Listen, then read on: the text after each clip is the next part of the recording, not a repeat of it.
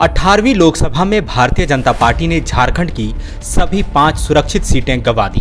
BJP को आदिवासियों ने सिरे से नकार दिया। पूर्व मुख्यमंत्री हेमंत सोरेन ने जेल से ही कमाल कर दिया। हेमंत सोरेन ने सलाखों के पीछे से ही विश्व की सबसे बड़ी पार्टी को झारखंड की सभी आदिवासी सीटों पर चारों खाने चित कर दिया। हेमंत सोरेन का कथित जमीन घोटाला केस में जेल जाना आदिवासियों के लिए प्रतिष्ठा और सहानुभूति का विषय बना और नतीजा चुनाव परिणाम के रूप में सामने है। इस सहानुभूति को जनता के बीच जाकर भुनाने में कल्पना मुर्मू सोरेन ने अपनी महत्वपूर्ण भूमिका अदा की। लोग माने या इनकार करें, कल्पना मुर्मू सोरेन ने आदिवासी बहुल इलाकों में जब हिंदी और संताली भाषा में समान रूप से हेमंत सोरेन के जेल जाने और इसे बीजेपी की साजिश बताया तो आदिवासी इंडिया के पक्ष में लामबंद हुए। चुनावी कैंपेन में सशरीर मौजूद न होते हुए भी हेमंत सोरेन सबसे बड़ा फैक्टर साबित हुए हैं। नतीजा ये है कि बीजेपी दुमका, राजमहल, सिंहभूम, खूंटी और लोहरदगा गंवा बैठी। न तो प्रदेश अध्यक्ष बाबूलाल मरांडी का करिश्मा काम आया और न ही मोदी की गारंटी। बीजेपी को सिरे से राजमहल, दुमका, सिंहभूम, खूंटी और लोहरदगा सीट पर करारी हार मिली। दुमका को छोड़कर बाकी सभी आदिवासी सीटों पर बीजेपी प्रत्याशी तकरीबन 1.5 लाख वोट के अंतर से हार गए। बीजेपी के लिए इससे भी शर्मनाक बात यह रही कि केंद्र में जनजातीय मामलों के मंत्री अर्जुन मुंडा भी चुनाव हार गए, बावजूद इसके कि प्रधानमंत्री लगातार आदिवासी अस्मिता और विकास के मुद्दे को भुनाने का प्रयास कर रहे थे। बीजेपी ने झारखंड में पीएम जनमन योजना की शुरुआत की।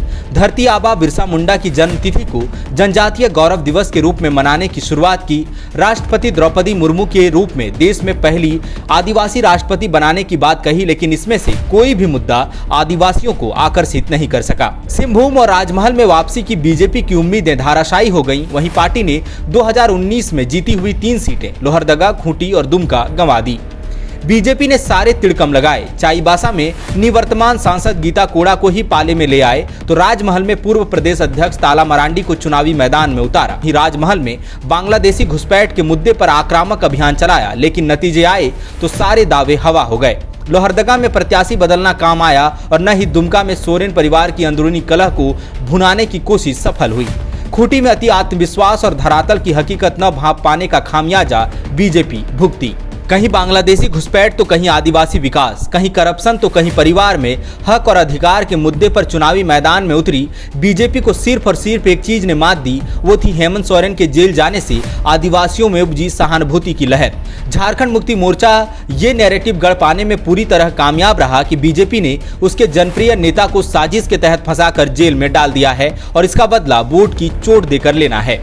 नतीजा भी अपेक्षा के अनुरूप आया। झारखंड मुक्ति मोर्चा ने आदिवासी आरक्षित 3 सीटों पर जीत हासिल की तो वहीं कांग्रेस के खाते में 2 सीटें आई।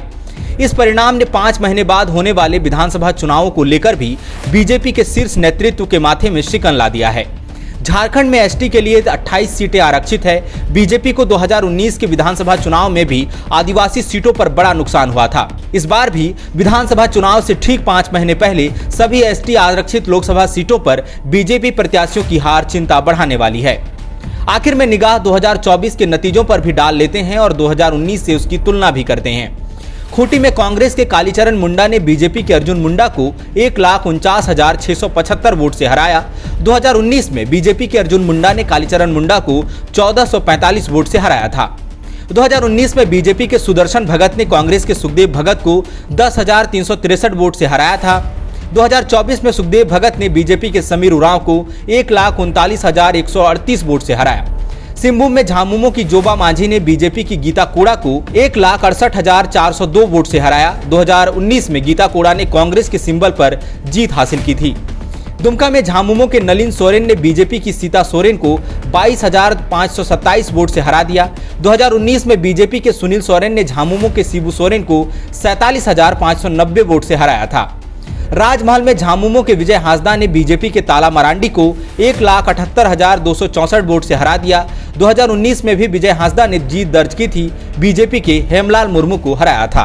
बायोम मेडिकल प्रिपरेशन का एकमात्र संस्थान जहां है complete digital classrooms, individual doubt counters, video lectures, student tracking system, library facility, 100% result oriented rankers batch, study package and class notes in PDF। Jharkhand के इतिहास में पहली बार नीट यूजी में 700 मार्क्स पार। 10th पास स्टूडेंट्स के लिए फाउंडेशन कोर्स और 11th पास student के लिए फ्रेशर कोर्स। 12th पास स्टूडेंट्स के लिए टारगेट कोर्स 18 अप्रैल से शुरू हो रहे हैं। Contact biome.